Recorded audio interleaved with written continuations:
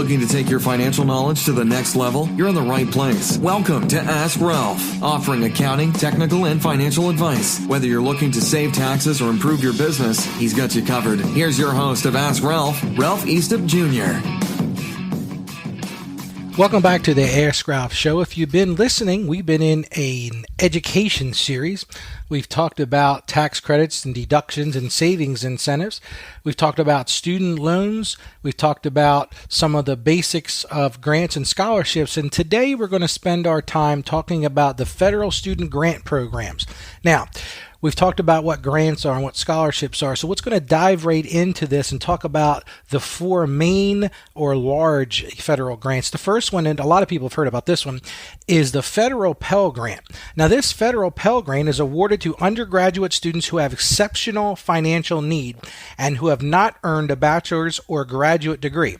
In some cases, students enrolled in a post-baccalaureate teacher certification program may receive a federal Pell Grant.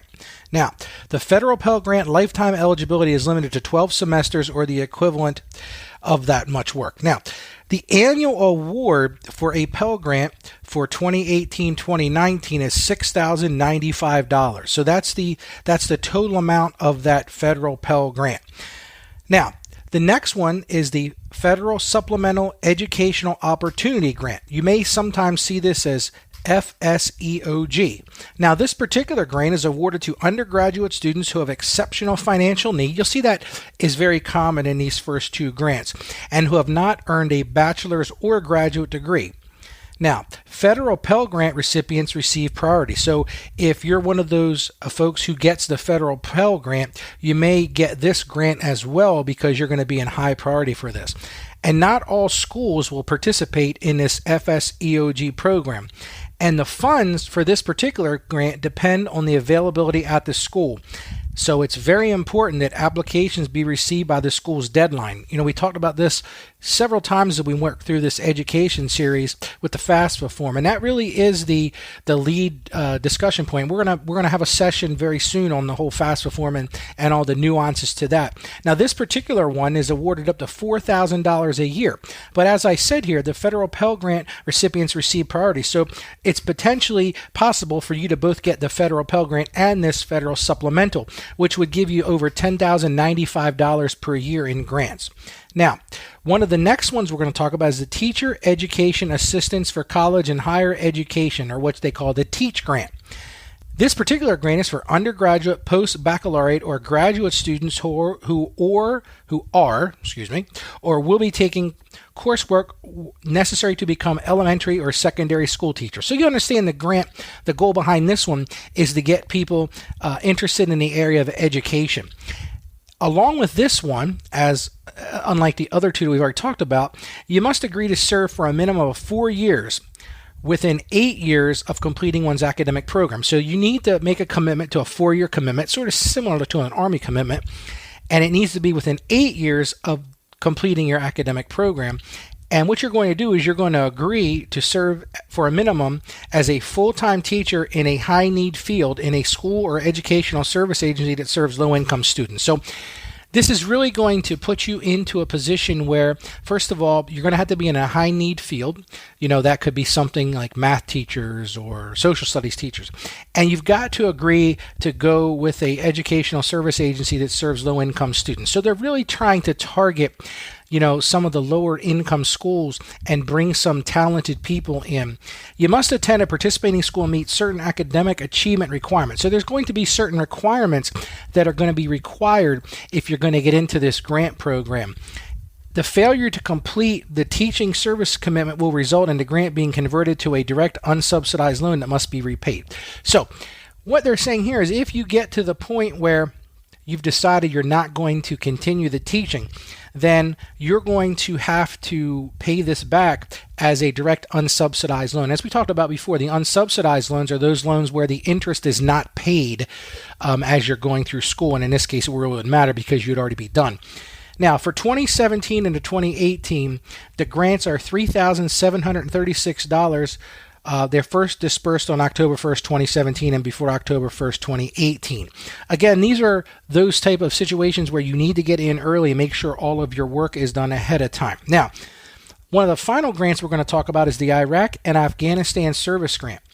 Now, these are for students whose parent or guardian was a member of the U.S. Armed Forces and died as a result of performing military service in Iraq or Afghanistan after the events of 9/11. So this one was designed with the intention of those children who became orphans because their parent or guardian lost their life as a member of the U.S. Armed Services after 9/11. They must be ineligible for a federal Pell Grant due to having less financial need than is required to receive federal Pell Grant funds. So this is going to be a grant that is not so much based on the financial need, but is more based on the fact that you had a parent or guardian who was killed in service in the U.S. Army or U.S. military. You must have been younger than 24 years old or enrolled at least part-time at a college or career school at the time of your parents' or guardian's death. So they've added that to it as well, that you must be younger than 24 or enrolled at least part-time in a college or career school at the time of your parent or guardian's death. Now, this particular grant is up to $5,529.28 for grants first dispersed on or after October 1st, 2017, and before October 1st, 2018. So, this is free money, as long as you meet the obligations that they've spelled out in these grants, whether it be the federal Pell Grant, which is really focused on those who have exceptional financial need, and it's something that, you can apply for. It's a pretty sizable grant, so it's $6,095 per the award year. You may also qualify for the FSEOG. Again, that's the Federal Supplemental Educational Opportunity Grant. Again, awarded to undergraduate students who have exceptional financial needs. So these, like I've said before, these are really the financial needs ones. This particular one, you've got to look at, does the school that you're looking at participate in this particular one? And this one has that strong deadline, but it's an additional $4,000. We then talked about the teacher education or assistance grants, where they're really trying to, to drill down and find people who are willing to work in some of the difficult areas where they're in high need fields, at elementary schools, secondary schools, or educational service agencies serve students from low income families. And that's really the target of that. They're looking to see, can they find somebody who's willing to work in those? And these high need fields could be something from bilingual education and English language acquisition, foreign languages. Mathematics is a big one. Reading specialists, science and special education, as well as any other field that has been identified as a high need by the federal or state government in that area. And this is really trying to address teacher shortages in these particular areas. So I hope that our discussion today on the federal grant program was useful. In our next session, we're going to talk about another way to fund education, and that is with the 529 plans. And we're going to talk about the different plans that are available based on what state you live in. So I hope you catch our next episode of Ask Ralph when we continue our education series.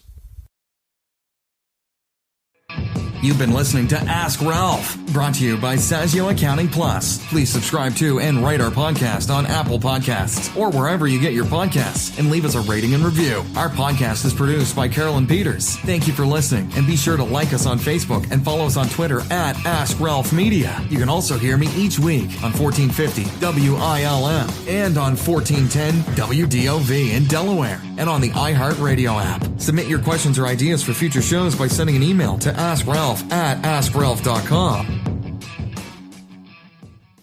The information contained in this episode of Ask Ralph is based on data available as of the date of its release. Saggio Accounting Plus and Ask Ralph Media Inc. is under no obligation to update this content if changes occur. Applying this information to your specific situation requires careful consideration of all facts and circumstances, and any information provided is not to be considered as financial, tax, or legal advice. Please consult your tax advisor or attorney before acting on any material covered.